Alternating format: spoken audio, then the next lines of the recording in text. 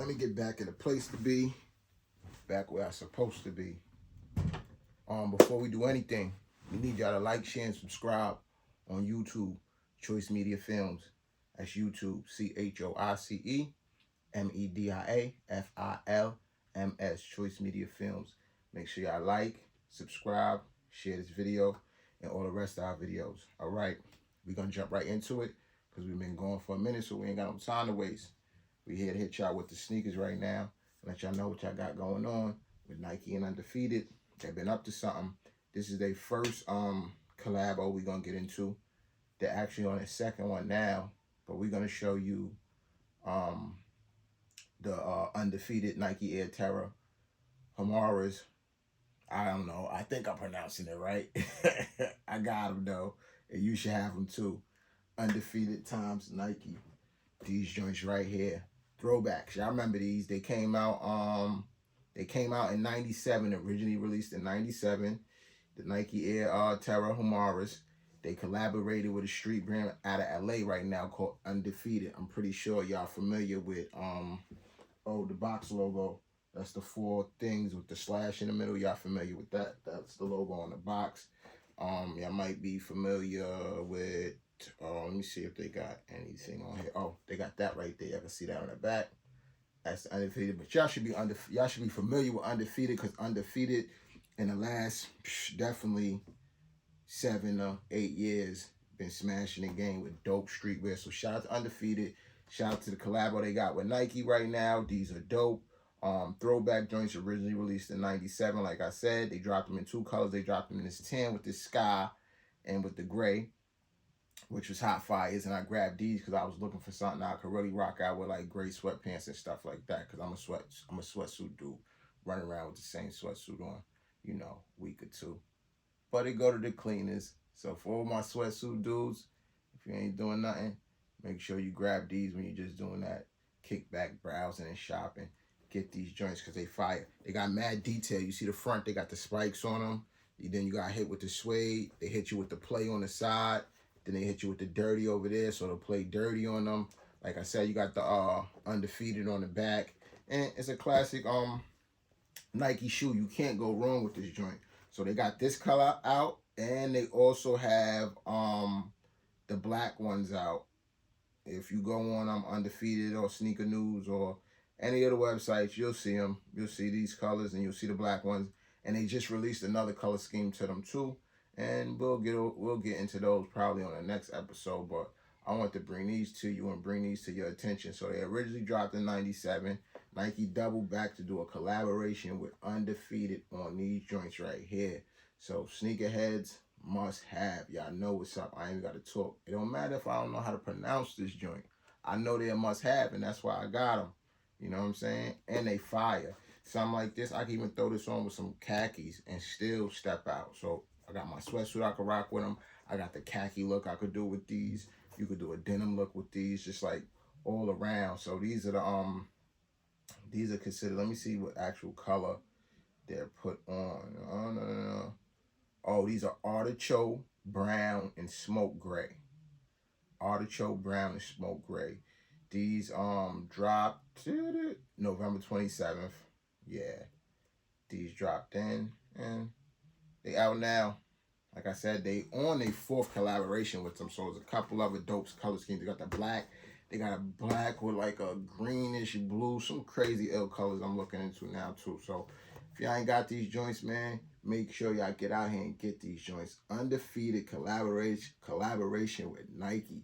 That's a street clothing brand that collaborated with the biggest sneaker brand in the world. So now on top of this being a dope sneaker, it's actually a collector's item. And that's what we do over here, Collector's Choice. Make sure y'all follow us on our website.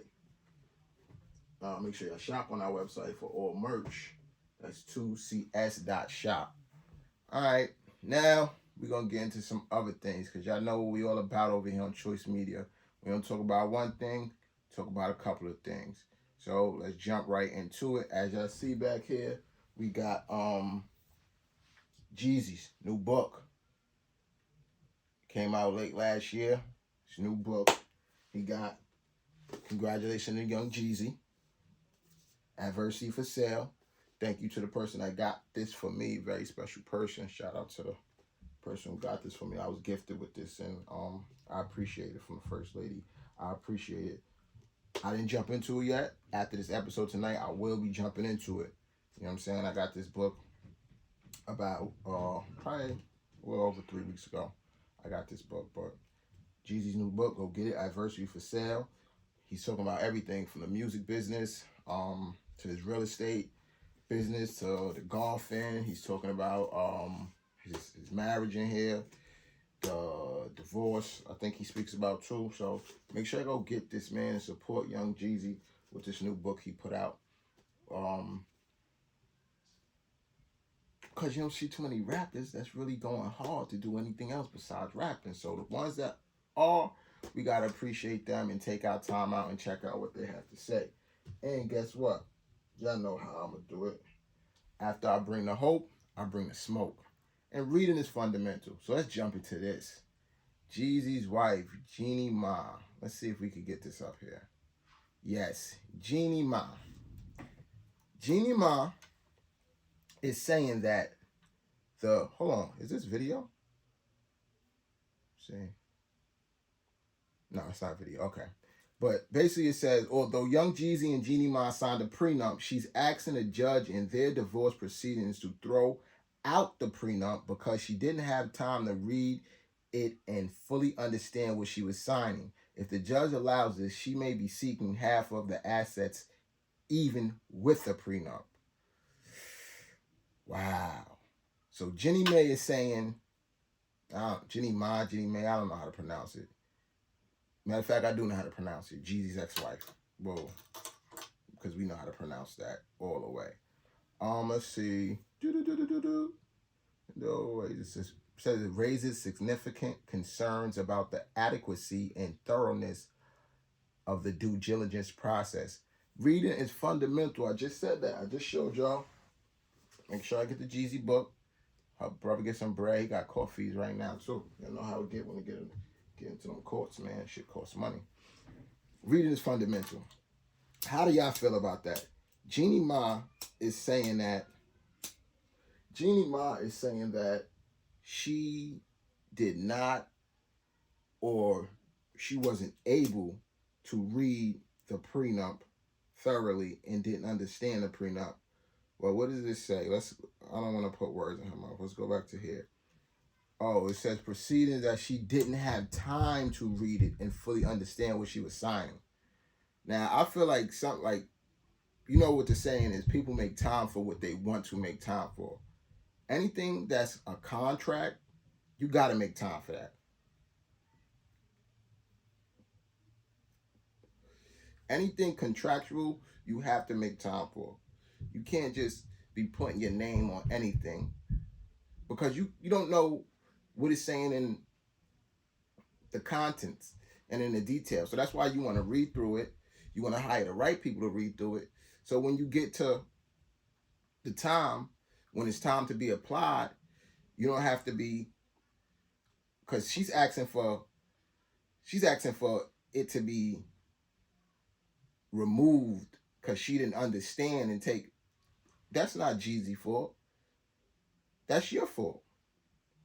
So I want y'all to jump in the comments and let us know what y'all think about Jeannie Ma trying to have the prenup just dismissed because she didn't understand what she was signing and she didn't take the time out. Y'all think that's fair? Y'all think she should be held responsible for, whatever she signed? Or since she didn't have the time, it's like, how much time does it take? And I feel like there's no way it could take maybe a couple of hours to read through some wedding contracts. I've never been married, so I don't really know. Or maybe it might take a day or two. But what does it matter? This is your life. And this goes on across the board. This is what's happening in the music business with these artists. This is what's happening in the entertainment business with these actors. They're signing contracts, and then when things don't work out, they don't want to be held up to what they put their name on and signed on. That's why it's called a contract. That's why you are given the opportunity and the offer to sign it or deny it. And you're given time to read it. Anybody who wants to do business with you that bad, if they're trying to rush you into business, it ain't good business.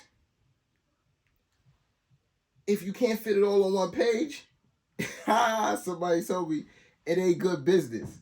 So Jeannie Ma, reading is fundamental. All my ladies out there, reading is fundamental. Fellas, reading is fundamental, especially when you're dealing with prenups.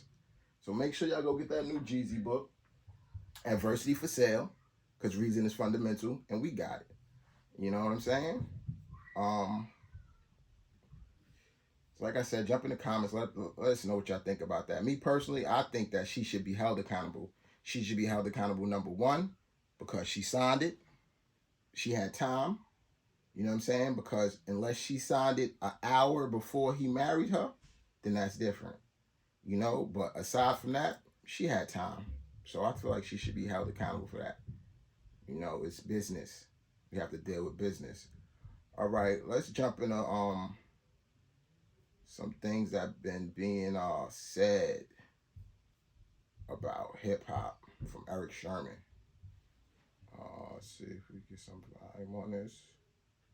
From a culture, and hip hop can evolve, but this is not evolving. You think evolving is Melly Mel to Rakim stage to the whole nine to Wu-Tang, Wu-Tang to Murder Inc. DMX. That's evolving. You know, you know, Cameron them, you know, Dipset. That's evolving. It's still the culture. That's a fact. This not. I didn't go for that. You can't go from that and don't evolve and come to where we at right now. That's not what that is. You know, and they actually are saying they are rappers. And they saying they something else. They call it some type of vibe or something or whatever. But they can't be. That is not what this culture is about. This culture is about content. It's about being able to say something.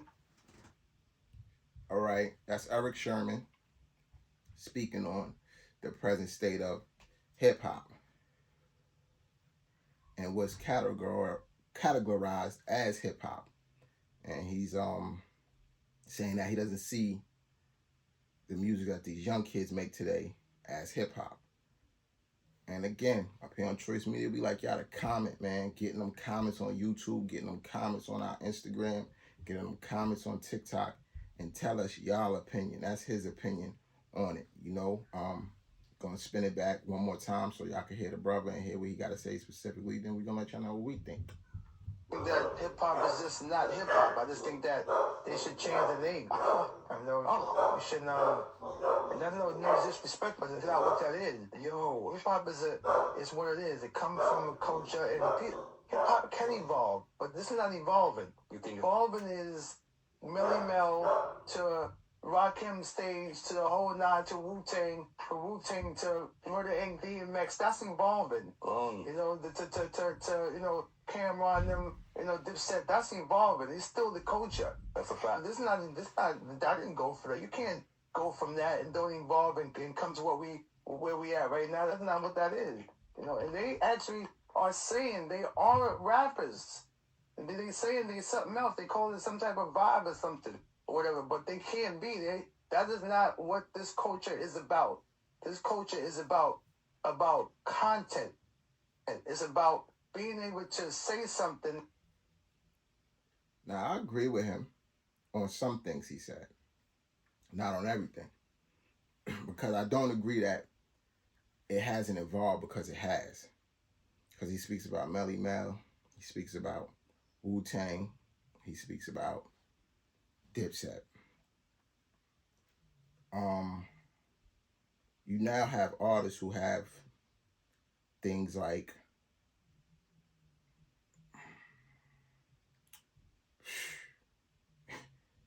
look at 50 Cent, for example. You know, he's a spinoff of that tree, but that's still evolution from Melly Mel. Then you look at Soulja Boy. Soulja Boy is an evolution from 50 Cent within technology and within the business frame of hip hop and music, because he came out independent. He had video games. He had ringtones. He did things that Melly Mel wasn't able to do, you know what I'm saying, at his time because the technology wasn't advanced and things like that. So I do think that it has advanced. I do agree with him when he says that, you know, you got rappers who say they don't rap, they don't call themselves rappers. And I see that a lot. And I think rappers do that to sound cool and fit in with other rappers. You know, rappers that came from a different type of world. And when they say that they're not rappers, they're basically saying that this wasn't my day job. It was a hobby. And I made it. I didn't go for it. I think they're basically saying sometimes. But then you have the ones who say, oh, I'm not a rapper. So what do you consider yourself if you're not a rapper? But you go to the studio, record music, and you're looking for a record deal. Rappers look for record deals. So for the artists that say that, I agree with him. This new sound that they got out with the young kids, will I say it's not hip hop? No, because I feel like it comes from it. So it has some um, ingredients of my era of hip hop, the Melly Mel era of hip hop, and a era of hip hop that Eric Sherman is speaking of,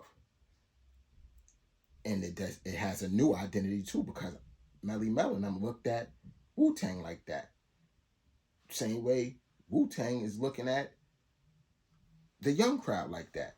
When I was a kid, I used to be like, "What's wrong with these older people? They be talking about our music like da da da." Parents just don't understand. You know what I'm saying? And then when you get older, you know, it's like, oh, it's the same thing. They did it to us.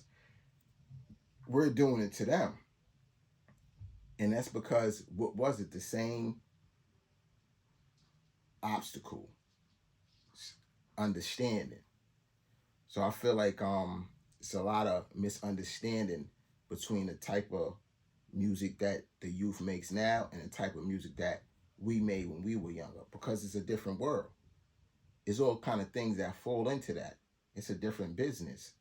You know, when we were a different type of people, it was profitable to push certain knowledge to us because our brains took it and we financially supported it. How Wu Tang became one of the biggest hip hop acts in the world. Queen Latifah, Brand Nubian, Nas, still to this day, Kendrick's, J. Cole's. So it's a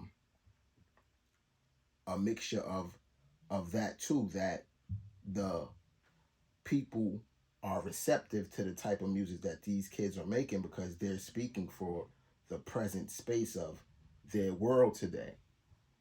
So y'all jump in our comments and let us know how y'all feel about that with Eric Sherman.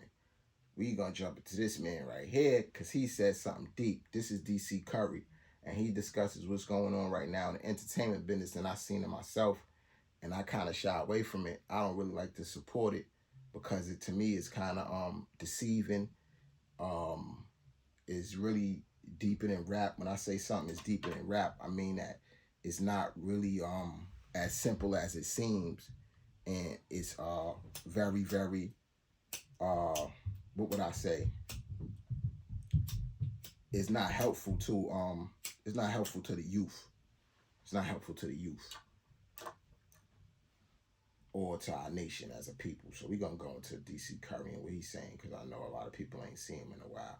If y'all not familiar with him, he is the actor from Next Friday. He was the uncle that was in Next Friday. A lot of people know him from there, and a lot of people know him from a lot of other films too. I know him from a lot of other films since I was a kid. And I wonder, like, yo, where's DC Curry at? Like, why he ain't been on the scene and really working lately? And he had something to say about that. So we're gonna get into that. We're gonna let that play. Um, let's bring this down right here. Like I said, man, make sure y'all subscribe, like, share Choice Media Films on YouTube. We on Instagram. We on TikTok too. Find us on TikTok. Follow us on TikTok, Choice Media Films.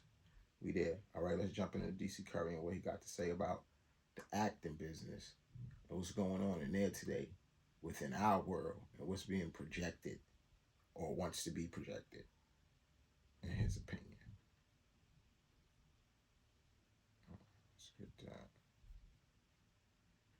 Offers came in movie-wise that I thought would be good for me to do and that I could tolerate in my soul. Now, I got offered some parts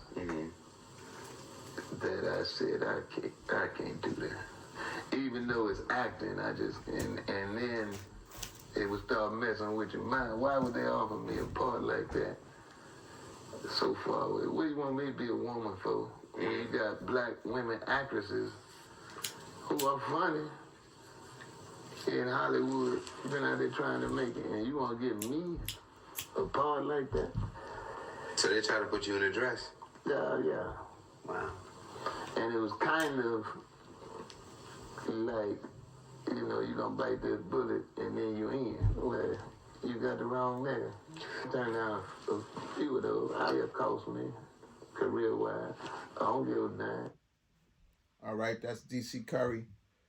And he basically saying that we haven't seen him because he been getting offered a lot of parts to play women.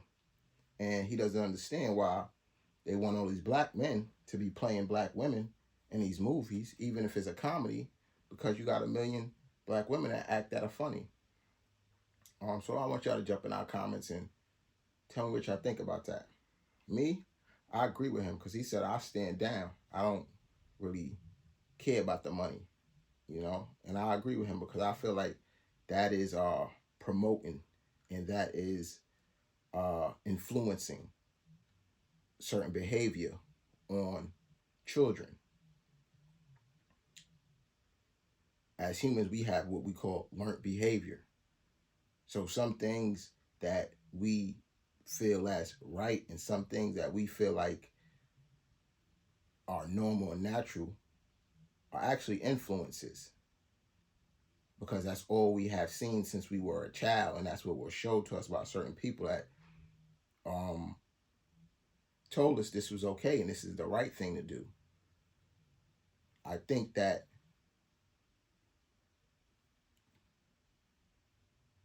if you have women that's suitable for the job, give them the job. Let them do it. I don't see nothing funny about a man playing a woman. You got your acts like Martin, and you got your acts like Jamie Foxx, and yeah, we laughed at it, blase, blase. But now it's like you have certain producers that's all they want to do. That's not all Martin did. That's not all Jamie Foxx did. They had a lot of other roles that they played. A lot of other ways to express their talent without being a woman or playing a woman.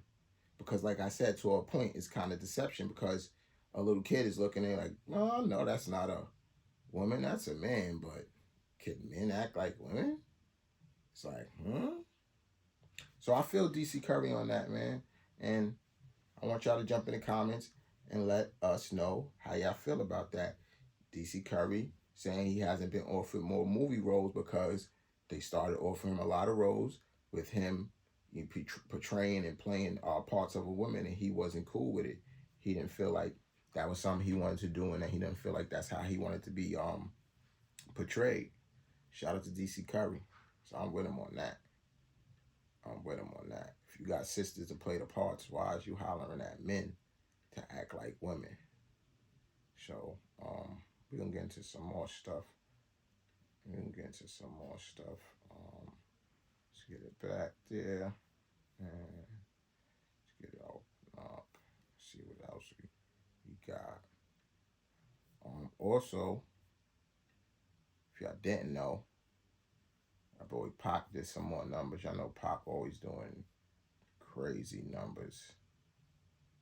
Pac did some new numbers. I'm trying to pull them up. Here. Here we go.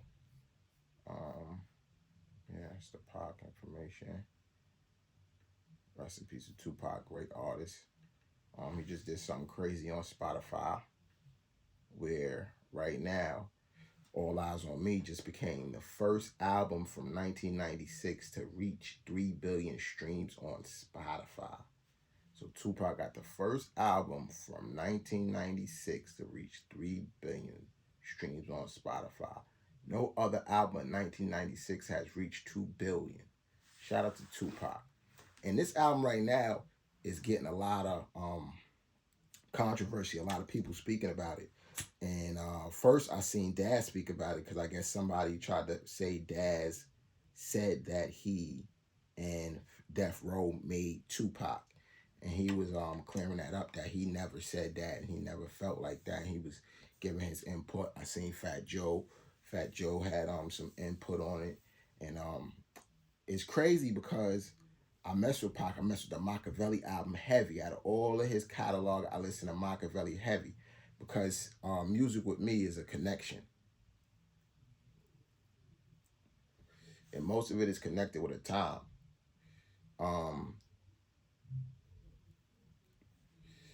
That time connects me with my best friend, Free J Blank. That time connects me with, you know what I mean, one of my left-hand mans, one of my best friends, Free J Blank. So it was always that album. So the other day, I'm like, yo, go to my Pac catalog because I ain't listened to Pac in a while. Let me throw in a lot of Pac because I'm listening to shit, albums. Listen to All Eyes on Me. Like, yo, let me listen to this joint again. Yo, that album is fire. And what Daz was saying is, yo, Pac came, fresh out, came over here. We was giving him records. And that's what you're supposed to do as a producer. So if you a producer, say example, Swiss Beats got a fire ass song and he like, yo, DMX is gonna sound hot on this. He's gonna snatch whatever vocals was on there or whatever, and he's gonna make it and he's gonna give it to DMX so DMX can make that fucking hit. And that's what he was saying was going on over there. But if you listen to that album, All Eyes on Me is a double album.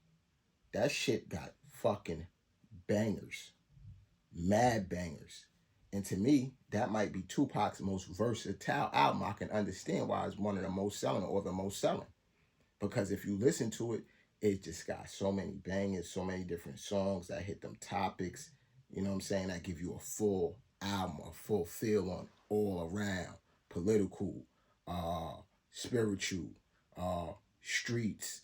Also, how you feel about women, you know, the entertainment business.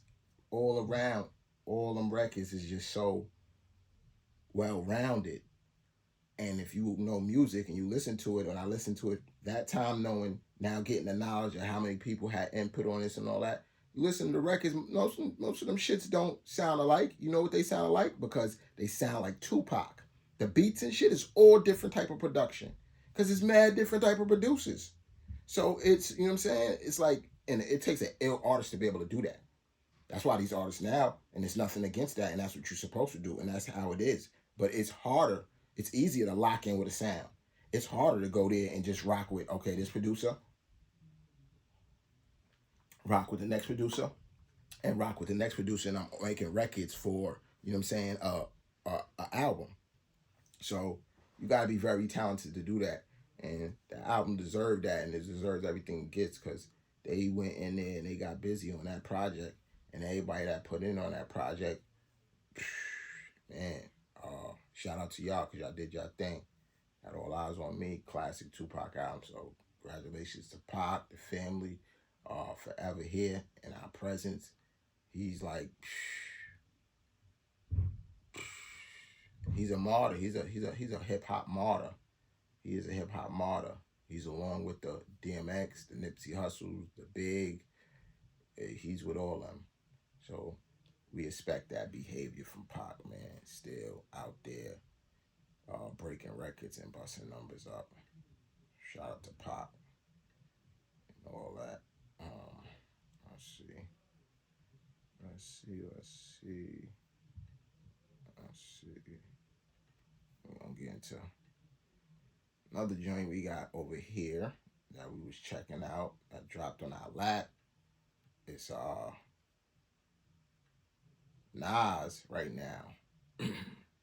He's Y'all know Nas. It was crazy because it was a time when everybody was yelling, Nas is broke, oh no, no, bros is stupid, broke, you talking that knowledge shit, look at it, But Quiet Money, Retire Money, Earth, Wind, and Fire Money. Rest in peace to $500,000. Because that's what Nas was doing. While everybody else was talking about how Nas was broke and all that, he was making a lot of investments 10 years ago and 15 years ago that's coming into fruition today, which has a lot to do with financial literacy, which has a lot to do with the information that we're privy to. Shout out to Earn Your Leisure, because this is where I got this information from. That's a platform that we all should be following because it can benefit you personally, immediately, and positively. But we don't have the information to know about making investments with things, as far as you may know somebody who's playing with right now who knows how much money in cash, and they can take $20,000 of that, which wouldn't bother them at all, and invest it. And 10 years later, it's a high possibility that 20,000 can be close to $1,000,000, close to $500,000, or more, depending on the investment you made. So Nas was doing a lot of things like that, and a lot of people were surprised that he was in a financial space and involved with a lot of things that's coming out now. But now they're saying that he's possible in a partnership. Nas is in a partnership with Resort World Casino and launching a $5 billion expansion. So they're gonna expand a casino that's at Aqueduct, the one that's there now. They talking about expanding it more. You know what I'm saying? Getting a casino license, and they saying 7,000 seats for a concert hall they want to bring, and they got plans of producing that, and they saying Nas supposed to have something to do with that. So that's gonna be dope. They said it's gonna bring jobs and things like that, opportunities for people and things like that. So shout out to Nas, man. He just bust another dope boy move, and we definitely wanted to let y'all know about that, what was going on with Esco. All right, before we get out of here, we're gonna jump into this joint too. Shout out to Brother Shabazz because he woke something up. You know what I'm saying? I ain't gonna let that go unaddressed. We seen this over here at the media, so we gonna let him kick it. He talking about we gonna let him kick it. This is enough, all right? Like, check this out, right? Hey, yo, we horrible, man. Our people, our culture, boy, we are horrible. We awful. We are go ahead, Miss Lady. Go ahead. Go ahead, woman. I ain't gonna run you over. No, I'm not even saying we. Y'all. Those of you who are guilty. Y'all horrible, man. Now, all the stuff going on with Puff and the accusations and the whatever people believe, and I'm not even getting back on that topic. Y'all got that. Y'all can have that. Take that to the bank. What I am gonna say though, what is totally blowing my mind is how many so-called men are worried about what men are gay, especially a man who has open allegations of sex trafficking and rape against him. Why are so many men worried about if another man is gay if you yourself not gay? What's wrong with y'all, man? Like, this internet done brought out the worst. Well, I say it has brought out the worst in people, but it really has brought out the truth in people. People don't even realize how much they show their true colors when they comment, when they get in certain conversations, when they have certain debates. I do not care about another man's sexuality as long as he ain't trying me. As long as he ain't trying me, I'm not worried about asking, yo, is such and such gay? Is he gay? Because watch this. When we talking to women, oh, are you married? Is she married? Yo, you got a man? Yo, she got a man? Like, those are called inquiries. You're inquiring because you want to bust a move.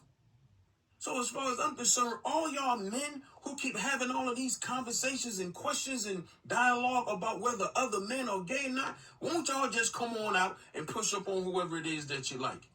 And stop hiding, because a lot of y'all be the problem. A lot of y'all be the ones that's hiding in the closet and won't come out and live your truth. But you don't realize you putting spotlight on yourselves because you got all these inquiries about what other men doing in the bedroom. Might I add to this to y'all as well. Stop thinking that, just because, a man has that sexuality, that's what he chooses to do in his bedroom, that lessens him as a man. Don't forget there's some gay shooters out here. Don't forget there's some gay dudes out here that'll knock your whole set of eyebrows off your forehead if you play with them. A lot of them mind their business, don't bother nobody. But at the end of the day, they still men. They just got a different type of sexual preference. So you can play with them if you want to.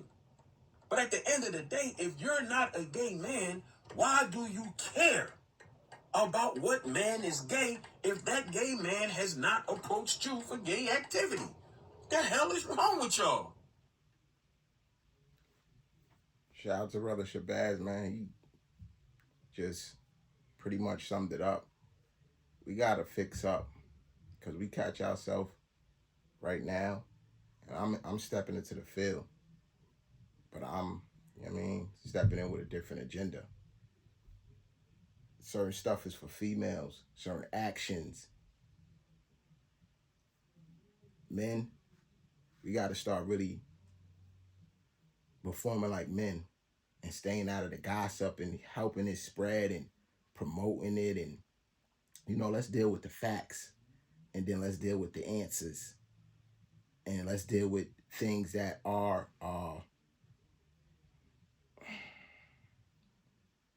I say worth presenting something and giving it to our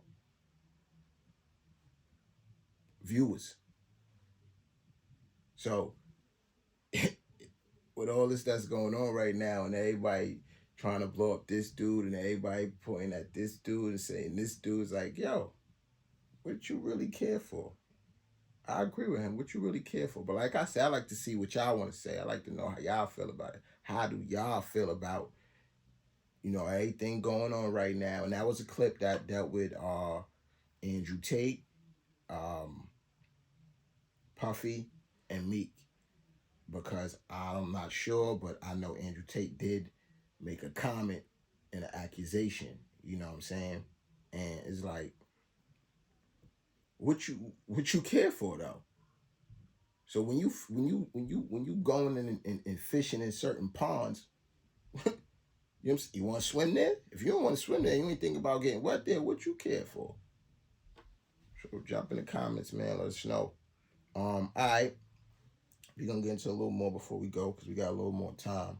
But we're going to really just drop a question on y'all, and we're going to want y'all to answer it. What costs more?